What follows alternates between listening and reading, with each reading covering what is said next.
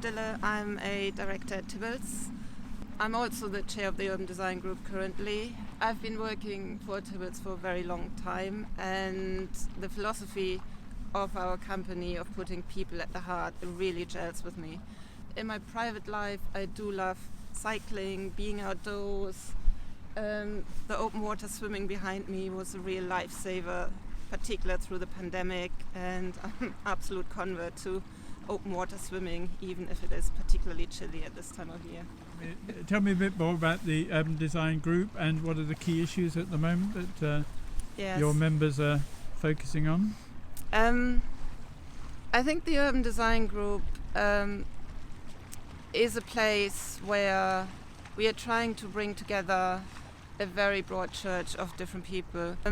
Key issues for the UDG at the moment is that we need to focus on strategic planning.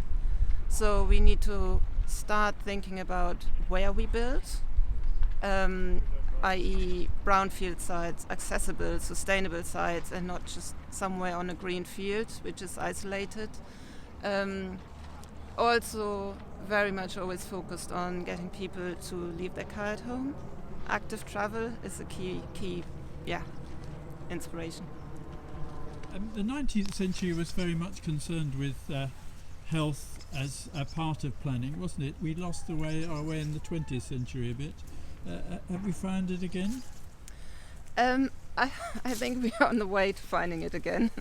I think we have made incredible steps forward within the last few years, and the pandemic has helped with focusing on health and well-being again.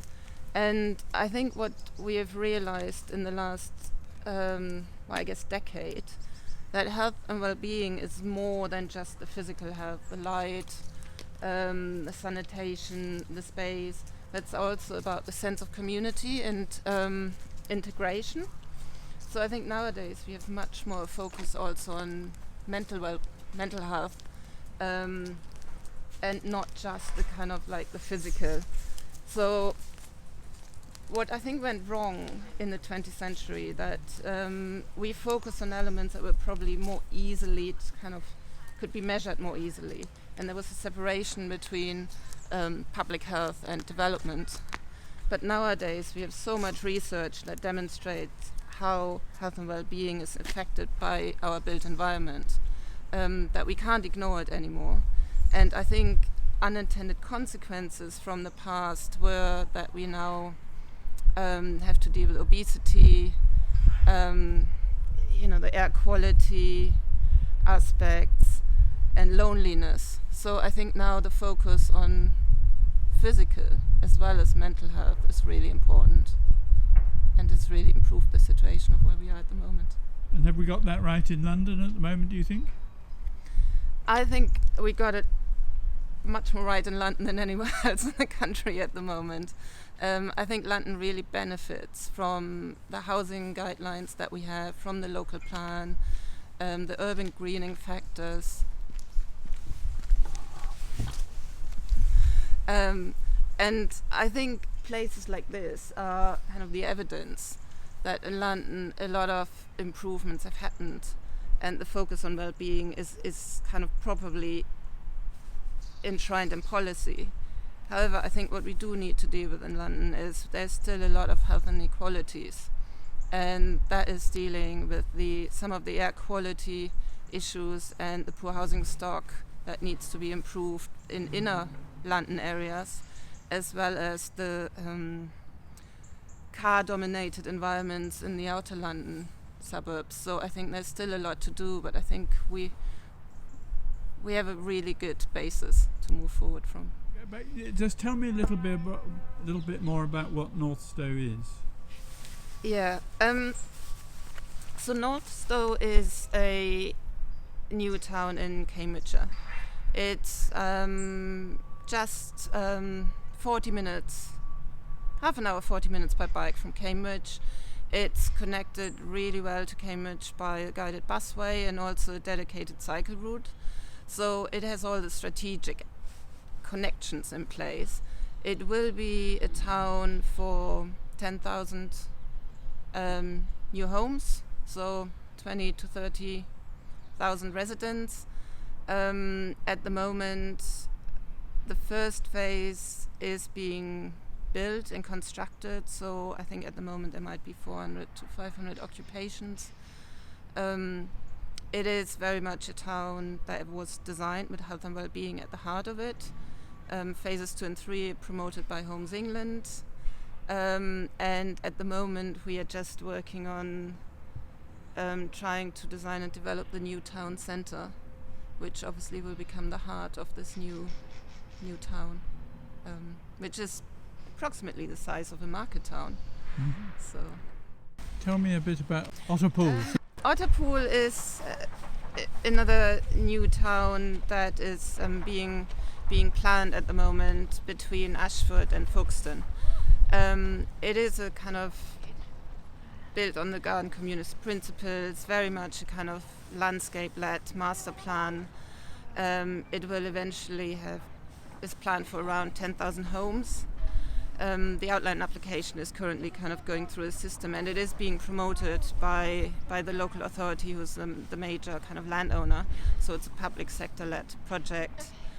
Like I said, very much a focus on integration of landscape, access to nature, also future mobility, making sure that it becomes a place very much kind of built around walking and cycling, and I guess getting people away from having to use their cars on a day-to-day basis. There is an existing station, Western Hanger Castle, which and a lot of existing heritage, which is kind of just absolutely fascinating, and a good basis to create a brand new place. After looking at the film of Woodbury Down, there were some problems with the microphones, and so we're now just making sure that we picked up all the points that Katja wanted to say. So Katja, is there anything we missed out of the film?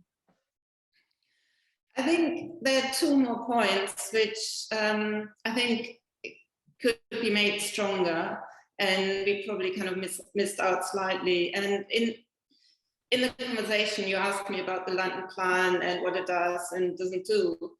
And I mean, I think one point I want to add to it, that although the London plan is really good in that it is requiring a mandatory kind of health impact assessment, I think what the plan does, and so a lot of legislation does, it focuses on mitigating the impact on health, but it's actually not looking actively to improve on the current situation of the current community and the future residents. So it's all about not doing harm and mitigating, but not actively looking at improvements.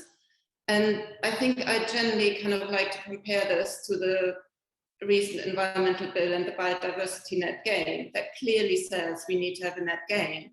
And I think we need to get into the same mindset when we talk about health impact assessment. It's not about not doing harm, it's about actively improving. And that's what I would like to see kind of stronger in policy in London as well as elsewhere. I think another point I wanted to make is that I am worried about, and I think a lot of people are worried about, the PD rights and how they undermine our sense of community. And by default, or kind of unintended consequences, could be that we are actually increasing the loneliness of particular the more vulnerable sections of our communities. Because if I think about my local neighborhood in London, and it is a kind of long-established neighborhood where you have the corner shops on almost every other corner. And they could be, this frequency of corner shops could be eroded under those PD rights. And while, you know, if you're an able young person, you walk to your local high street, but actually these corner shops are incredibly important, particularly for the elderly who walk down to the end of the street, pick up their pint of milk and their newspaper on a day-to-day basis and have a chat. And they are little communities within them, community centers within themselves, these corner shops. And I think that's what I'm quite worried about, that actually unintentionally we are making it much more difficult for people to feel part of the community, particularly the elderly and those that can't walk to the next high street or their favorite health food shop or their favorite coffee shop. And I think we need to be really, really mindful of that. and not just look through a perspective of, you know, able-bodied Londoners, but actually really kind of taking care of those that often don't have a voice either. So that's really what I wanted to add. Very good. Well, thank you very much indeed for all your comments, and I much enjoyed our walk around the Woodbury Down, the lake there, and so thank you very much indeed. Thank you. I really enjoyed the walk and the conversation. Thank you, Peter.